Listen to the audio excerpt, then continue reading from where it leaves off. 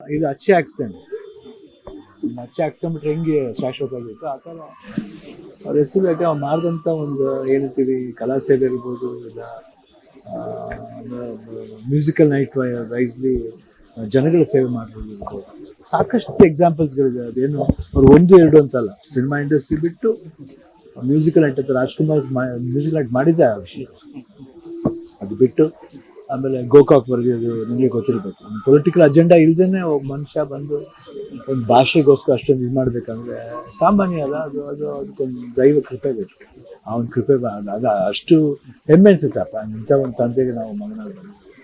And ಇವತ್ತು ಯಾತಿಗೆ ಜನ ಬರ್ತಾರೆ ಅಂದರೆ ಸೆಟ್ ಎಕ್ಸಾಂಪಲ್. ಯಾಕಂದ್ರೆ ಮಕ್ಕಳಿಗೆ ಮೊದಲು ಹೇಳ್ಬಿಡ್ತಾರೆ, ಚಿಕ್ಕ ಮಕ್ಕಳಿಗೆ ಯಾರಾದ್ರೂ ರಾಜ್ಕುಮಾರ್ ಅಂತಾರೆ. ಯಾಕೆ ಹೇಳ್ತಾರೆ, ಅವ್ರ ತಂದೆ ತಾಯಿಗಳು ಆ್ಯಕ್ಚುಲಾಗಿ ಅವರು ಹೇಳ್ಬೇಕು ಹೇಳ್ತಾರೆ ಇವ್ರು ರಾಜ್ಕುಮಾರ್ ತಾತ ಅಂತ ಹೇಳ್ಕೊಬೇಕು. ಅಂದರೆ ಒಂದು ಲೆಸನ್ ಥರ, ಇವಾಗ ನಾವು ಹೆಂಗೆ ಪಾಠ ಓದ್ತೀವಿ ಆ ಥರ ಒಂದು ಲೆಸನ್ ಥರ ಆಗ್ಬಿಟ್ರು ಅವರು, ಒಂದು ಪಾಠ ಥರ ಅವರು. ಐ ಥಿಂಕ್ ಎವ್ರಿ ಇಯರ್ ಇನ್ನೂ ಜಾಸ್ತಿನೇ ಆಗುತ್ತೆ, ಅವ್ರು ಕಮ್ಮಿ ಆಗಲ್ಲ. ಇವತ್ತಷ್ಟೇ ಬೆಳಗ್ಗೆ ನೀವು ಹೇಳಿದಂಗೆ ಒಂದು ಮೀಮ್ ತುಂಬ ವೈರಲ್ ಆಗಿತ್ತು. ಕರ್ನಾಟಕ ಇಷ್ಟೇ ಲೀಡರ್ಗಳು ಬರ್ಬೋದು, ನಾಯಕರು ಬರ್ಬೋದು, ಬಟ್ ಯಾವುದೇ ಧರ್ಮ ಜಾತಿ ಯಾವುದನ್ನು ಟಚ್ ಮಾಡದೆ ಒಂದು ಕನ್ನಡ ಭಾಷೆಗೊಬ್ಬ ನಿಂತ ಏಕೈಕ ನಟ. ಹೌದು ಸರ್, ಅದು ಟ್ರೂತ್ ತಾನೆ, 100% ಟ್ರೂತ್. ಅದು ಇಲ್ಲೋದಲ್ಲ, ಇಡೀ ರಾಷ್ಟ್ರದಲ್ಲೇ ಅದು ಒಂದು ಎಲ್ಲರೂ ಏನೇನೋ ಒಂದು ಇದಕ್ಕೆ ಬಯಸ್ಕೊಂಡು ಬರ್ತಾರೆ.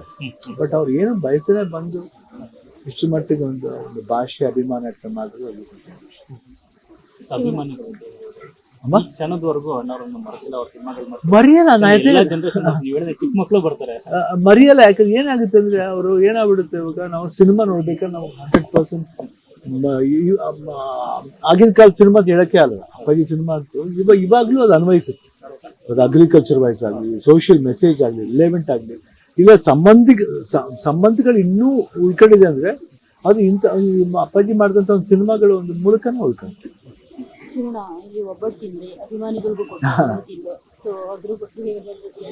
ಏನಿಲ್ಲ, ಬಂದ್ರೆ ಮಗು ನಿಂತಿದ್ದು ಕೊಟ್ಟೆ ಅಷ್ಟೇ. ಬಟ್ ಒಬ್ಬಟ್ಟು ನಂಗೆ ತುಂಬಾ ಇಷ್ಟ, ಅದಕ್ಕೆ ಅದು ಯಾವುದೋ ಒಂದು ಸ್ವೀಟ್ ತಿಂಡಿ ತಿನ್ಬೇಕು ತಗೋಬೇಕಂತ. ಚೆನ್ನಾಗಿದೆ ಮೇಡಮ್, ಪರವಾಗಿಲ್ಲ, ನಾಟ್ ಬ್ಯಾಡ್. ಆಲ್ಮೋಸ್ಟ್ 95% ರೆಡಿ ಇದೆ. ಆಲ್ಮೋಸ್ಟ್ ವಾಕಿಂಗ್ ಎಲ್ಲ ರೆಗ್ಯುಲರ್ ಸ್ಟೈಲೇ ಬಂದಿದೆ ಅವರು, ಮುಂಚೆ ಥರ ಇಲ್ಲ. ಸ್ವಲ್ಪ ಡ್ಯಾನ್ಸಿಂಗ್ ಗಿನ್ಸಿಂಗ್ ಎಲ್ಲ ಶುರು ಮಾಡಿದ್ವಿ ನಾವು, ಸ್ವಲ್ಪ ಎನರ್ಜಿ ಜಾಸ್ತಿ ಆಗಿದೆ. ಅಂದರೆ ಸ್ಟಾರ್ಟಿಂಗ್ ಅದೇನಂದ್ರೆ ಡಿಸೆಂಬರ್ ಆಗಿರೋದು, ಜನವರಿ ಫೆಬ್ರವರಿ ಆ್ಯಕ್ಚುಲಾಗಿ 5-6 ಮಂತ್ಸ್ ಬೇಕು. ಬಟ್ ನಾನು ಸ್ವಲ್ಪ ರಿಕವರಿ ಅರ್ಲಿಯಾಗಿ ಆಗಿದೆ. ಡಾಕ್ಟರ್ ಹೇಳ್ತಾ ಇದ್ರು, ಅವ್ರು ಯಾವಾಗ ಎವ್ರಿ 10 days ಫೋನ್ ಮಾಡ್ತಾ ಇರ್ತಾರೆ, ಏನು ಶಿವಣ್ಣ ಹಂಗೆ ಡ್ಯಾನ್ಸ್ ಆಗ್ಬಿಟ್ಟಿದ್ರೆ ಹೆಂಗಾಗ್ಬಿಟ್ಟಿದ್ರೆ. I think very fast recovery, ತುಂಬ ಹಂಗೆ ಇರಲಿ. ಬಟ್ ಸ್ವಲ್ಪ ನಾವು ಪ್ರಯತ್ನ ಪಡ್ತಾ ಇರ್ತೀವಿ, ಪುಷ್ ಮಾಡಕ್ಕೆ ಹೋಗಲ್ಲ, ಪ್ರಯತ್ನ ಪಡ್ತಾ ಇರ್ತೀವಿ. ಎಲ್ಲೋ ಒಂದು ಕಡೆ ದೇವರ ಆಶೀರ್ವಾದ ಇದೆ. ಇಲ್ಲ, ಇವಾಗ ಆಕ್ಟ್ ಶೂಟ್ ಮಾಡಿದೆ 2. ಆಮೇಲೆ ರಾಮ್ ಚರಣ್ ಅವ್ರ ಸಿನಿಮಾ ಒಂದು 2 days ವರ್ಕ್ ಮಾಡಿದೆ.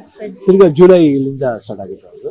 ಇವಾಗ 131 ಮುಗಿಸ್ಬಿಟ್ಟು ಇನ್ನೊಂದು ಸಿನಿಮಾ ಒಂದು ಸ್ಟಾರ್ಟ್ ಮಾಡ್ಬೇಕು. ಅದೇ ಒಂದು 2-3 ಇದೆ. ಒಂದು ನಮ್ಮ ಅದು ಪವನ್ ಒಡೆಯರ್ದು ಪೆದ್ದಿ ಆಗಲಿ ಜೈಲರ್ ಶೂಟ್ ಆಗಲಿ ಆಲ್ರೆಡಿ ಸ್ಟಾರ್ಟ್ ಆಗಿದೆ. ಸೊ ಪೆದ್ದಿ ಒಂದು ಗ್ಲಿಮ್ಸ್ ನೋಡಿ ತುಂಬಾ ಇಂಟ್ರೆಸ್ಟ್ ಆಗಿತ್ತು. ನಿಮ್ಮ ಪಾತ್ರ ಏನಿರುತ್ತೆ ಚೆನ್ನಾಗಿ, ಅಂದ್ರೆ ಒಂದು ವಿಶೇಷ ಪಾತ್ರ. ಆ ಪಾತ್ರದಲ್ಲಿ ಬಹಳ ಒಂದು ಜನ ನೋಡಿದಾಗ ದೇರ್ ಕನೆಕ್ಟ್. ಅವ್ರ ಅಭಿಮಾನಿಗಳಿರ್ಬೋದು, ಇಲ್ಲ ಈವನ್ ಇಲ್ಲಿ ನೋಡೋರಂತ ಈ ಕನ್ನಡದವ್ರು ನೋಡ್ಬೇಕಾದ್ರೆ ಒಂದು ಕನೆಕ್ಷನ್ ಇರುತ್ತೆ. ಅಂದ್ರೆ ರಾಮ್ ಚರಣ್ಗೆ ನನಗೆ ರಾಮ್ ಚರಣ್ ಮೇಲಿರೋ ಪ್ರೀತಿ, ರಾಮ್ ಚರಣ್ಗೆ ನನ್ನ ಮೇಲಿರೋ ಪ್ರೀತಿ, ಅದು ಗೊತ್ತಾಗುತ್ತೆ.